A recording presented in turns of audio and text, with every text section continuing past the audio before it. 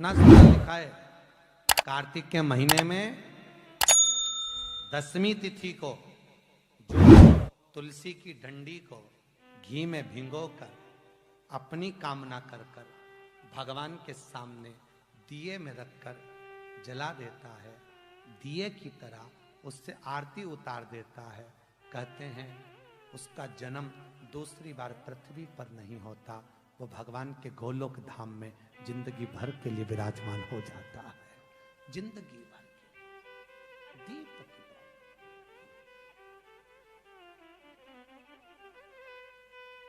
विष्णु पुराण किस किसने सुनी है? हाथ उठा। विष्णु पुराण का 5वां अंश कार्तिक खंड वर्णन करता है, या स्कंद पुराण का कार्तिक खंड को उठा लीजिए, वो वर्णन करता है 24 तरह के दिए होते हैं। कितने तरह के? 24 तरह के दीप होते हैं। उस दीप में सर्वाधिक श्रेष्ठ दीप होता है तुलसी दल का दीप, तुलसी की डंडी से जो प्रकट किया गया। बत्तियों का भी क्रम है, एक लंबी बत्ती होती है, एक गोल बत्ती होती है। होती कि नहीं होती? लंबी और गोल। ये वाला स्पीकर बंद है, बार बार बंद हो रहा है, बार बार चालू हो रहा है, उसको देखिए जरा।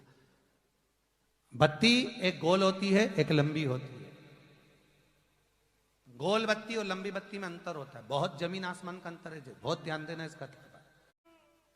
गोल बत्ती किस किस देवी देवता पे लगती है और लंबी बत्ती किस किस देवी देवता पे लगती है, तो स्कंद पुराण और विष्णु पुराण दोनों कहती है जो लंबी बत्ती होती है वो पितरों की जगह पर, पूर्वजों की जगह पर,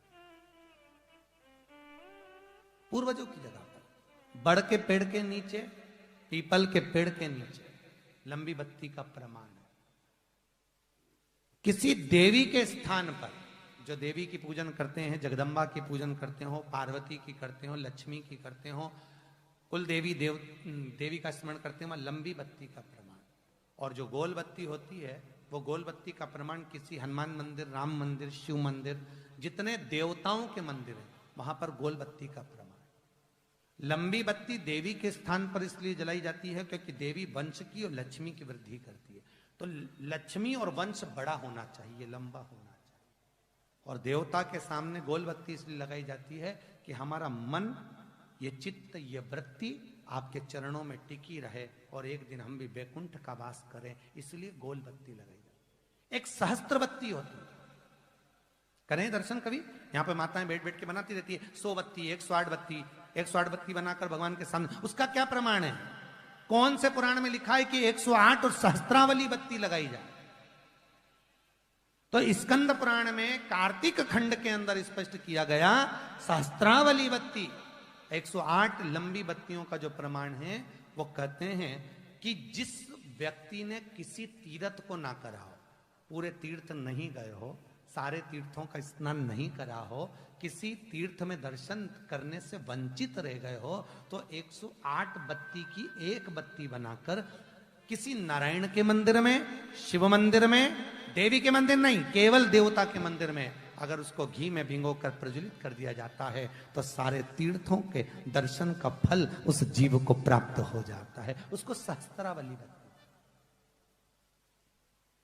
शिवरात्रि, प्रदोष और जितने सोमवार पड़ रहे हो कार्तिक में, 4, 5 जो सोमवार पड़े, उसमें एक बेलपत्र अशोक सुंदरी वाली जगह पर और शमी पत्र देवाधिदेव महादेव के ऊपर बेलपत्र है, ये आप समर्पित करेंगे अशोक सुंदरी वाली जगह पर। कहाँ समर्पित करेंगे?